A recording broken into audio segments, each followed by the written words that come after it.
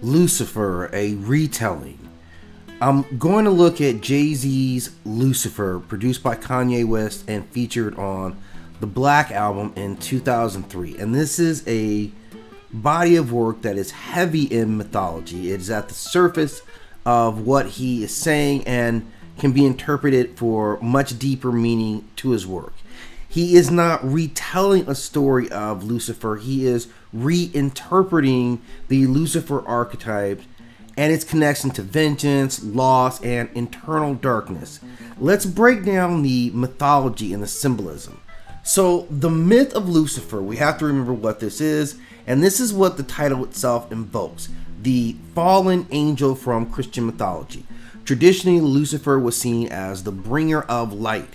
From the Latin, he was the light bringer. He was cast down for pride and rebellion. He transformed into Satan in Christian mythos.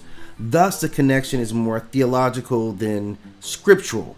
And Jay-Z taps into the archetype, not the scripture. He frames Lucifer less as a devil and more as this energy of righteous fury and rebellion. An interesting take. And in his first lyrics, we hear him talking about both vengeance and transformation. He says, "I got dreams of holding a 9 milli to Bob's killer." Now, this is clearly him echoing a desire for vengeance. And this kind of echoes some deep tones in well-known mythology. There is the Orphic descent. Orpheus goes into the underworld seeking justice for Eurydice. And so he is thus psychologically descending into this realm of death, of vengeance, of spiritual transformation. This is Ogun-like in Yoruba parallels, the warrior god who challenged rage and justice through iron. 9 being the iron, the 9mm being the gun in this specific case. This is eye for an eye justice. This is a biblical echo that vastly contrasted the teachings of Jesus Christ for forgiveness. And here he symbolizes that. He rejects forgiveness in favor of vengeance. This is very powerful.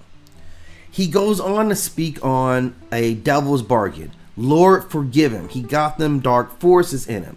And this light directly confronts the idea of spiritual possession. This is suggesting that grief and trauma have invited Lucifer in. The myth being played out that there is a cost of vengeance, that to avenge a friend, one may lose one's own soul. And this resembles the myth of Faustian, who makes a similar deal with the devil, and some would even show analogies to Anakin Skywalker, who becomes Vader in order to protect those that he loves, but ultimately becomes consumed by that which he hated the most or feared the most. So he is in this metamorphosis of a shadow, the part where he is activated by loss, ready to enact vengeance, even if it means that he is morally compromised. And this is kind of an emerging from the shadow moment, that Lucifer is not external, that he is within. He is awakened by this trauma. And we see all these final things come out in what he's saying in this just a few lines here. So his work is definitely not about Satanism. It is more about the layered exploration of how pain and grief and loss bring about inner darkness. He uses this Lucifer myth to wrestle with the morality of vengeance, the temptation of power, and the shadow that he openly admits kind of lives in all of us.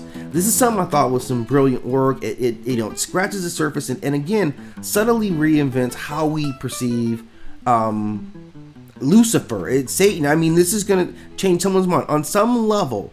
Right, we're feeding stories, we're changing mythologies, and this is what I always talk about. Mythology, at a lot of time, has to reflect, its historical, its social context to have true meaning. So I'll go further on some more music as we kind of look for mythology that's popping up in all kinds of places. If you have more that you want me to add in the comment section, please do so. And as always, I ask that you hit that like and subscribe.